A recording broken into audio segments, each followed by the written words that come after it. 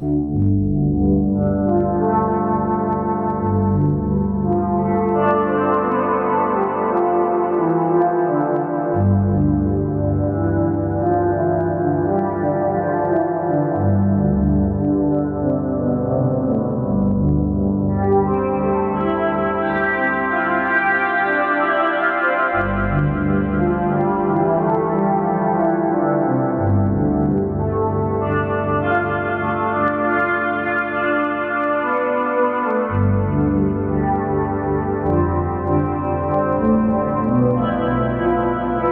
morning and welcome to IntelliJAM, a regular series of conversations with thought leaders in competition and business strategy, marketing, sales, that kind of thing.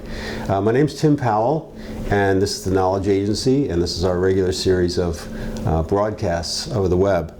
This morning we're very lucky to have with us Professor Jay Gronlund, not only a professor, but a marketing expert who has had a long career in marketing and sales of real live products, not just book learning. Jay started his career at Richards and Vicks and moved on to Church & Dwight, which we usually better known as Arm & Hammer. Also held positions at Seagram's and Newsweek magazine. He's been a consultant, independent consultant, since 1990 when he started the Pathfinder Group, a boutique business development consulting firm specializing in cross-border marketing and innovation. He is also an expert on repositioning and on innovation. And he is such an expert that he shares his expertise at NYU, where he teaches a course on branding and positioning. We're really glad to have you here, Jay, and we should also mention that Jay has just completed his next book, which I'm sure he'll tell us about, Basics of Branding. You want to give us a little plug here, Basics of Branding, which you can get, I think, on Amazon, right? True, yes. Good. And he'll tell us a little bit about some of his other work. But branding, if I can start the conversation, Sure. Is a very interesting topic, especially nowadays, because people are talking about, with social media and the fragmentation of the traditional media, that branding has changed and it's not the same as it was and will never be the same. What do we do as branders in this world of fragmented media? Well, you really hit the nail on the head. It's amazing how our society and business has changed dramatically with the internet. And branding is hot. And unfortunately, most executives still don't understand what branding is all about. They think, well, our sales are down or we have a problem there, we have to rebrand. And what they really are talking about is changing the look, the name or the logo or the graphics, and not really the message, the impression that they want to make, which is the strategic, and I think by far the most important part of branding. And you mentioned the internet. It's especially young people, they're so obsessed with the opportunities to reach so many different segments with digital media, and there's so many options today, which is terrific, but they kind of leapfrog over the importance of the message itself, the content. And basically that's what branding is all about, how to create content or information or an impression that is truly worth sharing with others on the internet. So I think branding today is even more important because of these dynamics in the marketplace with the internet. I mean, it used to be, it seems like that you could just spend a lot of money on a fancy ad and put it through the 3 broadcast channels, and that was kind of the answer to your 90% of your marketing budget. But it just seems there's so many outlets, and there are new ones that appear. I mean, where was Facebook 5 years ago? And now it's a part of at least every marketer, I think, needs to consider that in the mix. And maybe Twitter now, they're going public, so they have to make money, and the way they're going to make money is with advertising. So if I'm an advertiser, do I put Twitter in there? Do I put Facebook in there? What other media like Pinterest and all these things coming along? How do I even think about that? It's a real dilemma for a lot of marketers because they know they have to be on social media, and they should, because it's very cost effective.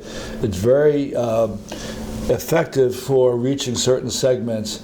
And it's everybody is getting into it, but again, the shortcoming is the content part of it. What am I going to say that will be truly buzzworthy? For example, you take the millennials, anyone born after 1980.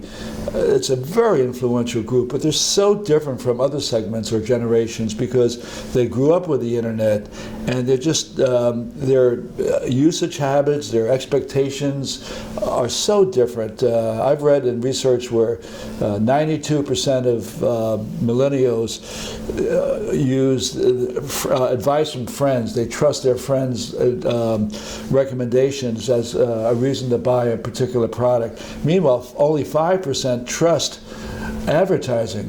So you talk about a completely different dynamic, where the holy grail is to create content or a message that is truly interesting and compelling and relevant to them, so much that they can share it with other friends, because that leads to word-of-mouth marketing. And it's by far the strongest way to get people to buy a product and become a loyal consumer. I saw some figures just today in the Wall Street Journal about the wealth done by age cohort, and the baby boomers, I think it was 55 to 75, have net wealth that's much greater than people that are 25 to 35, let's say. And yet advertisers, it seems, especially on social media, are trying to reach that millennial generation.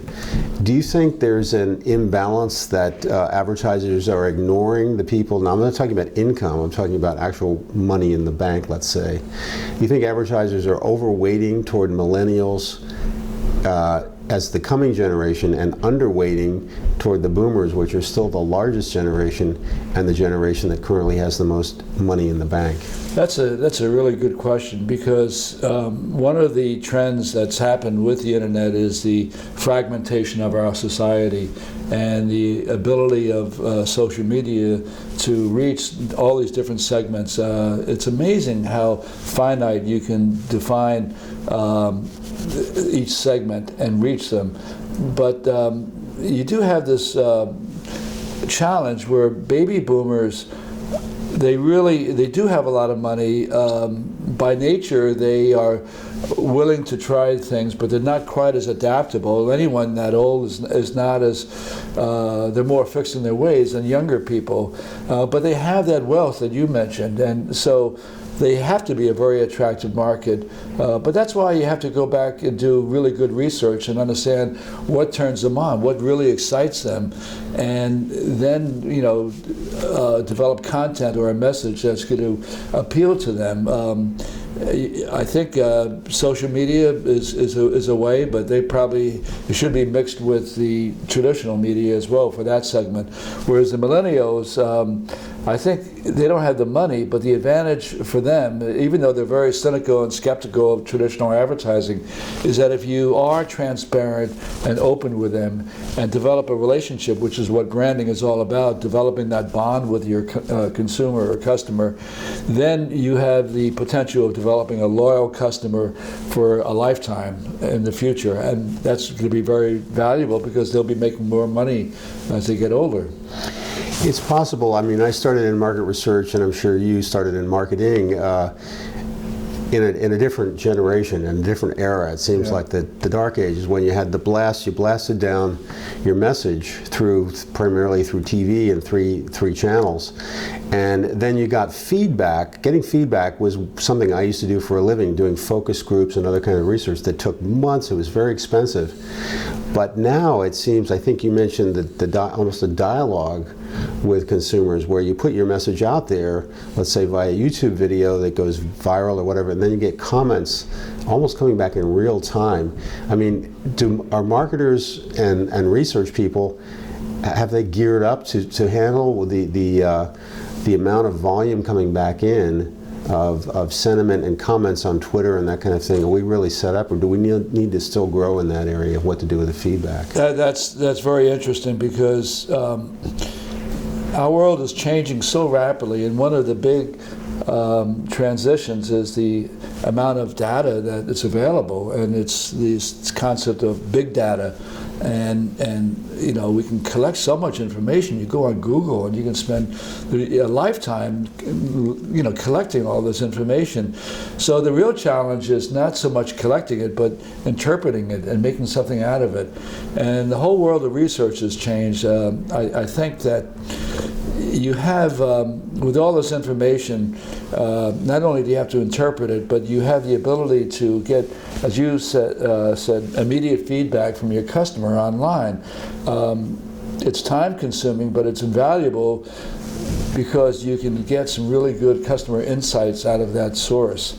And you can find right away whether they like your product, whether they have some suggestions. So it's a constant effort to improve your performance and also be very transparent.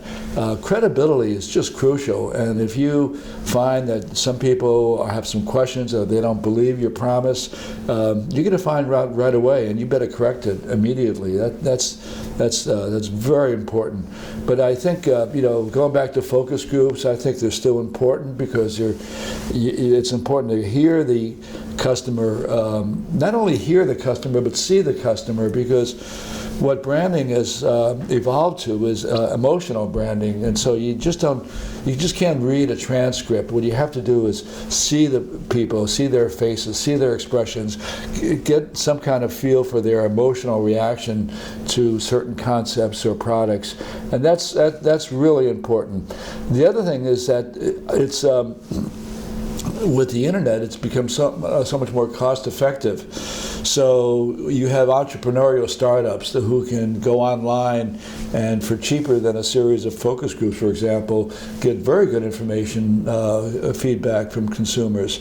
So it's opened the door to a lot of new opportunities, but certainly the whole world of research has changed dramatically. I think to the better too, but at the end of the day, what you do with the information, how well you interpret it and analyze it and draw relevant implications, that's going to determine whether you're successful in using that kind of research.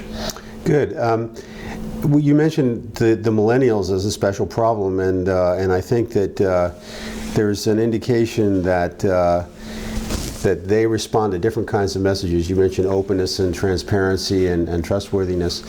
But there's something I've noted too, and I'd like your thoughts on this, is that there's a doing well by doing good kind of theme that you sometimes see.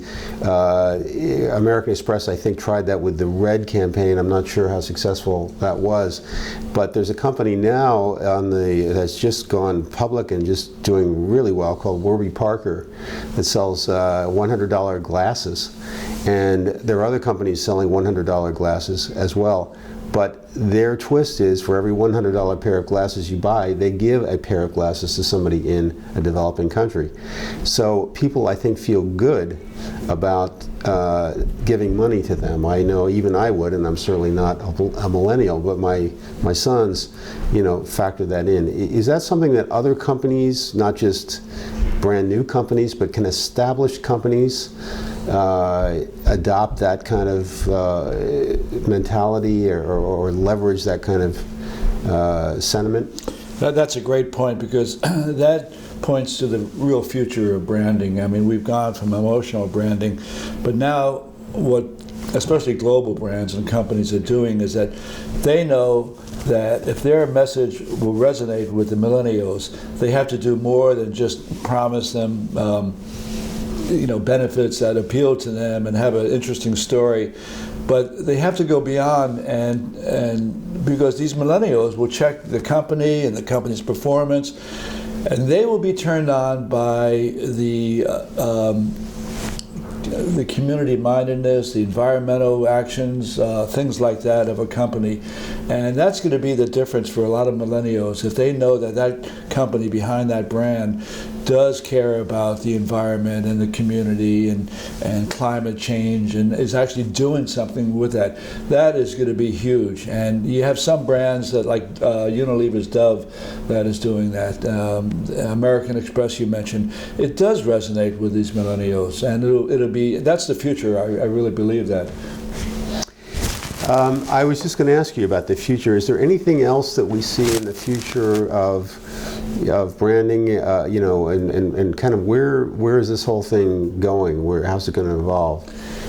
Well, that's interesting because everybody wants to know what about tomorrow. It's not today that matters so much. How should I prepare for tomorrow? And especially when tomorrow happens so quickly these days. Mm-hmm. I read a survey by IBM a couple of years ago among 1,500 CEOs around the world, and the question was, going forward, what is the most important attribute you need to be successful? Number one was creativity. And when you think about this recession, it has changed businesses so much. The old model doesn't work anymore. And you have to think differently, and you have to be innovative.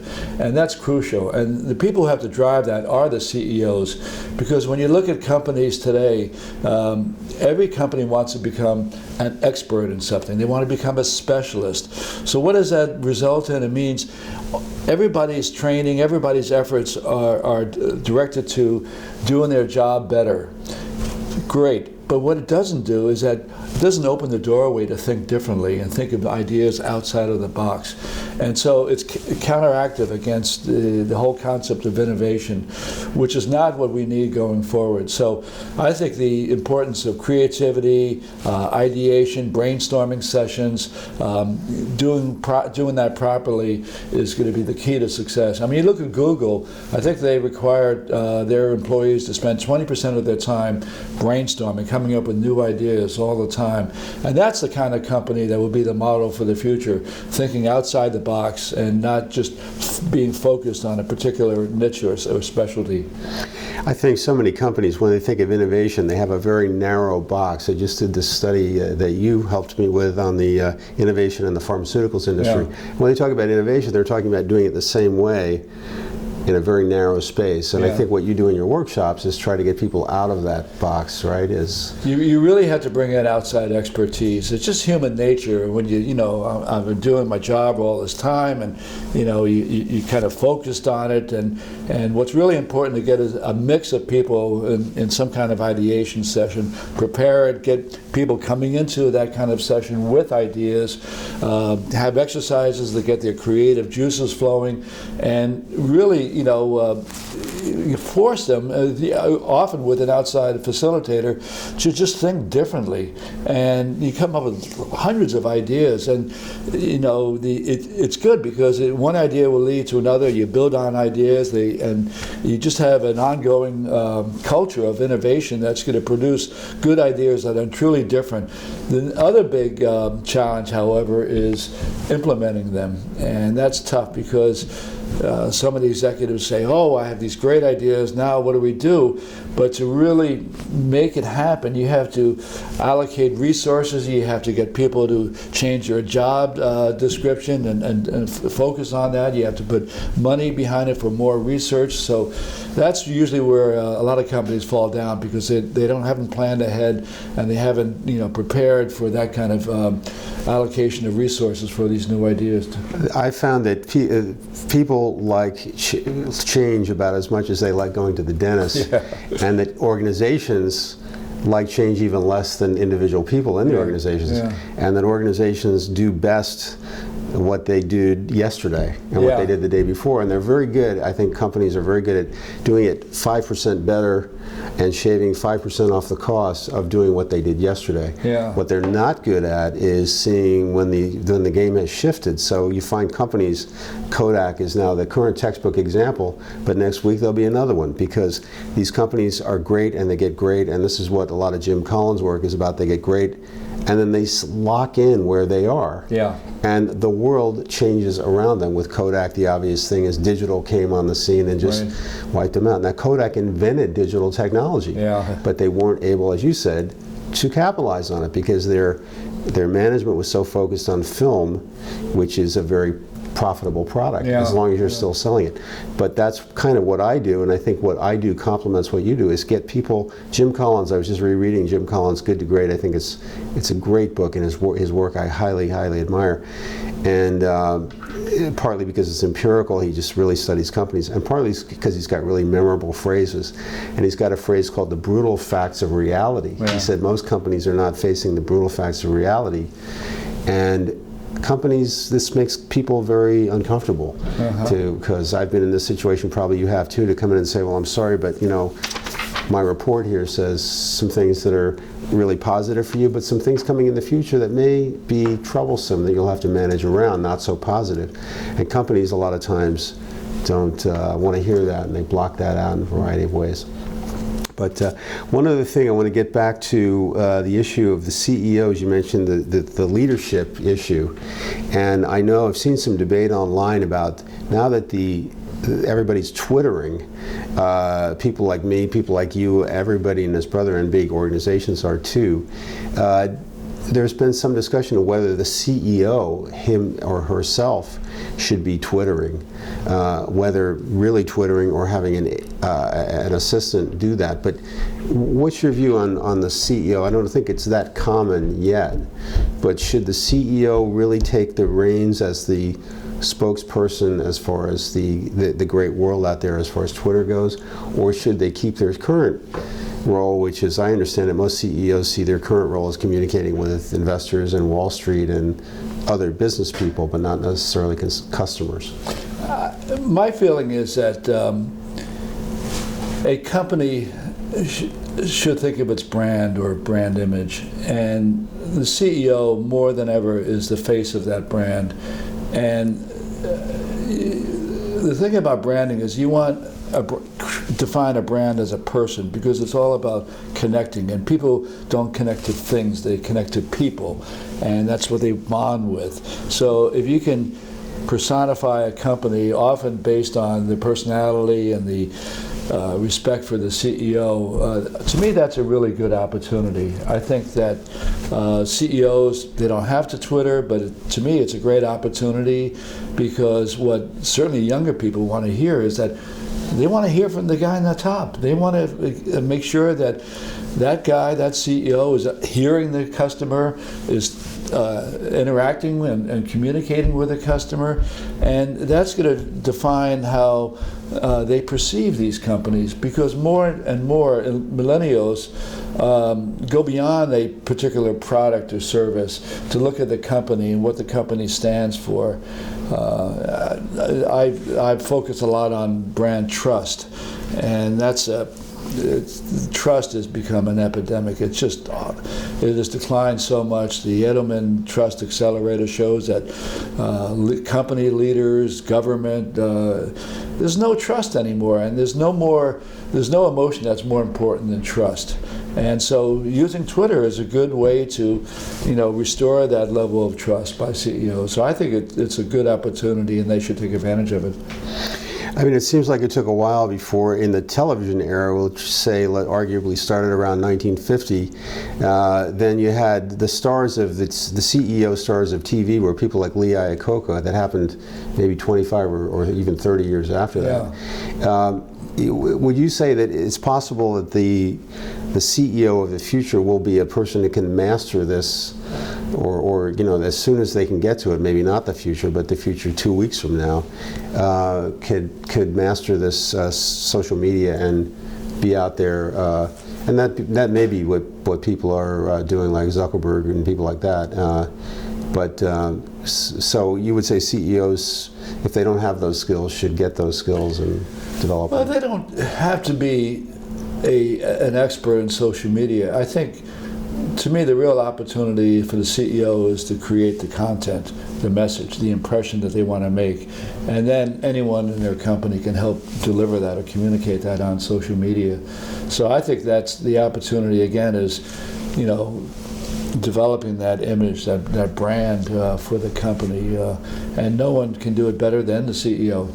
So brand is more than logo, and brand is more than just the media choice. Brand is the story and the emotion, as you said, behind the product. Absolutely. Good. As I mentioned before, so many people think branding is just about the name or the look. Branding is about creating an impression that A, will be different from competition, and B, will be appealing or very relevant to their target customer. And it's not easy. You have to do a lot of research. You have to look at the competition. You have to look at what strengths you have that you can leverage, because with a brand, you're making a promise, and you have to be able to deliver on that promise. But you're also creating a personality. And again, what you want with branding is to appeal to your target customers in a way that they feel comfortable with you, they trust you, they like you, they will pick your brand to buy because they have this feeling of comfort and they're connected with you.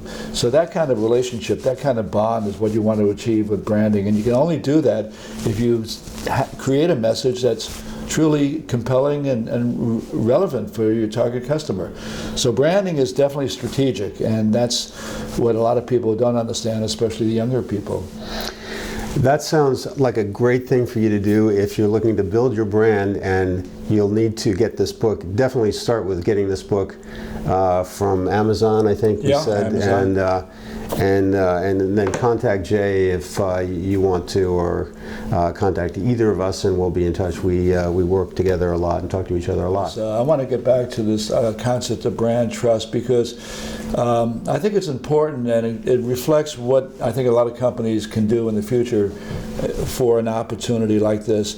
There's really three elements of an approach or a model for building your brand trust. It starts with going back and asking yourself, do I have a value proposition? Is my brand positioning on target? Is it truly compelling enough? Is it defined well enough so it provides a compass for all the other communication and creative efforts that evolve from a brand? The second one is that you really have to go back to customers, and especially, for example, in the B2B world, they always rely on feedback from salespeople. Well, in that sector, the purchase decision is much more complicated. It's made by several people. It's not made quickly. The pricing and costs are much higher. It's a much different scenario. But again, you have to go back and not only understand what people have in mind, but also the emotional elements of that purchase decision. And everybody has a different responsibility and expectation. So I think the second point is that you really have to do research better, take advantage of internet research, online research, and find these customer insights that's going to really help you develop a better brand. And the third thing is new ideas that we talked about. Again, if you're communicating, especially on social media, you have to have a constant flow of new ideas, not just for a new product, but new hooks or new ways to tell your story. And that requires, I think, a corporate culture that has a mandate that says people will have to continually feed in or develop new ideas. So those three things are crucial for ultimately coming up with what can I say to my customer that's going to make them trust me, make them feel more comfortable with me, make them feel that they can rely on me, and that's the trust will raise again. And I think if you have if you develop a model like that and bring in outside experts to kind of push you and open the doors of your mind and creativity for that, I think that's going to be really helpful. Is there some tests that I can use? I'm a CEO sitting here and I'm watching Jay and Tim speak about this, and I'm saying, gee, I don't know if I have a problem or not. Is there a test or a couple of quick metrics, or how do I figure out if I have a problem with my brand or not? And I know there are league tables like Interbrand that show the biggest brands in the world, but those are really for the big guys. Yeah. I'm just a $500 million company or whatever. Do I have a problem with my brand, and how do I know? Well, it's very easy to measure with good research, and ideally what you want is to measure that to understand whether you do have a problem, what are the dimensions of that problem. Understanding and defining the problem is crucial for any kind of ideation session. So any company should want to raise their trust, no matter how low or how high it is, because it is so crucial. But definitely understand that level of or perception of trust. And you want to monitor that in the future. And the good thing about the internet, too, there are metrics that you can measure to monitor the progress that you're making to elevate the trust among your target customers. So you can quantify your performance going forward as well. Just one last question, I think, and I know that a close business school friend of mine is now the CEO of Pepsi-Cola, and her goal, a stated goal, and it became, as far as branding goes, to develop a brand that looked as cool as Apple products. They went through a major rebranding effort, and they changed the branding, as you know, on the Pepsi bottles to look kind of different than it was. I know you said at the earlier that a logo is not the same as branding, but should a company think about, logo and all that kind of design elements? Is that something that still has some importance, that they should think about spending that money? Everybody's jealous of Apple and how cool their products looked, and I think there was a consensus that that helped them to get the tremendous results that they had. Can you comment on the importance of, I know you said logo is not everything and design is not everything, but there's a sense after post-Apple that it does create value, or at least perceived value. What's your thought on that? I think design is very important. But first of all, you have to ask yourself, is my message going to be different? What is that message? With PepsiCo, I'm sure that they said, all right, we want to change the impression of what we want to make, and the best way to illustrate that is with a design. The other thing, too, about all these, what they call touch points, the design of a Pepsi bottle or can, a website, advertising, the colors, all of that. What they do is that they have an impact on the subconscious part of your brain, called the limbic part of your brain, and that's where all the emotions are held. And neuroscientists have proven that behavior and decision making comes from that part of the brain that has thousands of emotions that are absorbed every day. And you're not conscious of them, but different colors, different designs do have an impact on that subconscious part of your brain. So it all has to hang together, but it starts with, what do I want to say to my customer? What is my message, and what kind of impression, what kind of impact do I want to make? And then the design and everything else has to reflect that, and especially because you want people to be passionately in love with your brand, and that's the emotional benefit of branding. Well, it's nice to be in love with your brand, but they have to buy your product too at the end of the day, absolutely. Right? Okay. Jay, I want to find out a little bit more about your books. I know as a business author how much time it takes and effort. Tell us a little about your books and what you went through to put those together. Okay, the NYU approached me in 1999 and asked me to create a course on positioning, and I said that's perfect because my whole background has been in new product development, and that forced me to deal with the fundamentals, the principles behind marketing and creating new concepts for new businesses or products. And so it was an excellent background, but when you talk about positioning, you have to talk about branding per se. And what I wanted to do is create a course that was practical for my students, because they didn't want to hear the theory. And I confess to my students right at the outset, I tell them that, hey, I'm not really a teacher. I'm an experienced business guy who wants to share my experiences with you, what happens in the halls of a Procter & Gamble or IBM or GE. And so I created this course with a lot of examples, case studies, and I've been amazed how the students have used this as a reference going forward after the class, and the feedback has been very, very strong.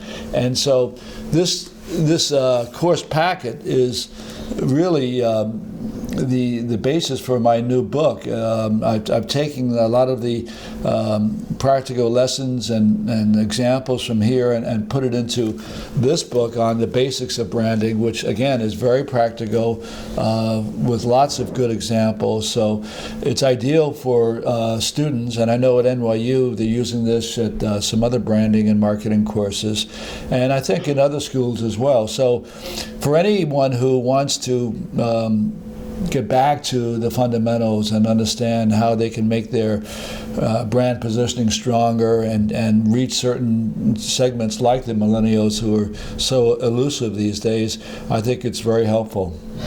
So many business school professors have just read books all their lives, and I think it's amazing to have a teacher like you who have actually been out there in the trenches and share your experience with your students. I'm sure they benefit greatly, as we have this morning. So thank you. Thanks again, Jay. All right. See you soon. Appreciate it.